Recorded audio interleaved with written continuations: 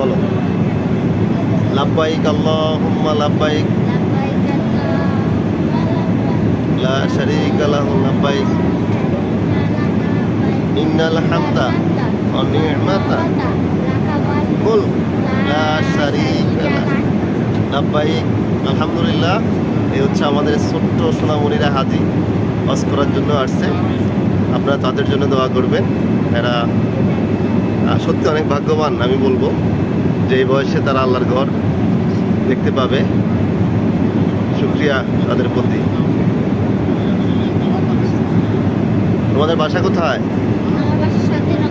শান্তিনগর, ঢাকা শান্তিনগর। আলহামদুলিল্লাহ।